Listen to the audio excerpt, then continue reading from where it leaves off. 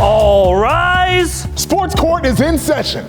Welcome to Sports Court. Once again, we're talking about the NCAA tournament. This week, there's been some history that's happened. Fairleigh Dickinson, a 16 seed, beat Purdue, a 1 seed. Just the second time that's ever happened. So we're wondering, is FDU's win the biggest upset in NCAA tournament history? I don't think so. If for no other reason, then it's the second time a 16 seed has beat a 1 seed. So I would argue that UMBC beating Virginia is the biggest upset in NCAA tournament history because that Virginia team went on to win the national championship the next season. Loyola Marymount beat Michigan back in 1990 when the Wolverines were the defending national champions. You could argue Richmond being the first 15 seed to ever upset a 2 when they knocked off Syracuse. I believe that was back in 91. The tournament's wonderful for upsets.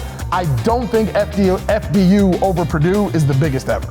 I think it was one of the best games ever in the tournament history, but I don't think it's the best upset either. I have to go with not like a specific game, but just a specific team, the Butler Bulldogs in the early 2010s. A Butler Bulldog team that went to the national championship back-to-back years, and it would have been the greatest Cinderella story of all time if Gordon Hayward hit that half-court shot that just barely missed to beat Duke in the national championship game in 2010. But if you look at that team, Gordon Hayward, he's been in the NBA for 10-plus years, the head coach of that Butler team. He went on to be on the head coach at the Boston Celtics, and now he's up in the front office of the Celtics organization. Those things would have never, ever, ever happened if Butler didn't go on that run. So to me, Butler winning is my biggest upset ever. Spartan fans all over the nation are cussing you out right now, Mark, because everyone can see just as vividly as I can a Michigan State team in 2010 that makes it to the Final Four led by Draymond Green, and there is an all-time great picture of Draymond Green attempting a final shot that would have tied the game, and Gordon Hayward's hand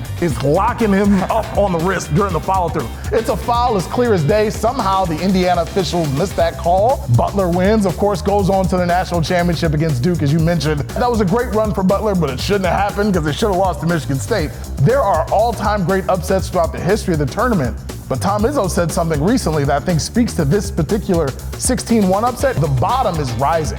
16 seeds aren't as bad as they used to be. If you were a 1 or a 2 seed back in the day, Tom Izzo said that was an automatic bye to the second weekend of the tournament. He goes, now there's no guarantee you win a game.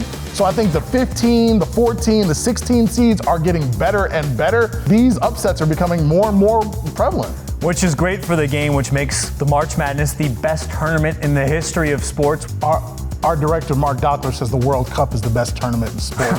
That'll be another argument. That'll be another sports court that we do on what's the best tournament, though. So what's your verdict?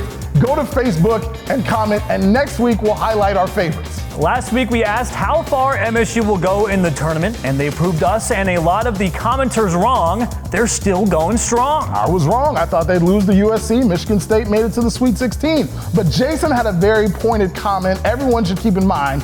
Farther than Michigan. That rivalry never takes a day off. And it's true. While we cool off the courtroom after that burn, Sports Court is adjourned.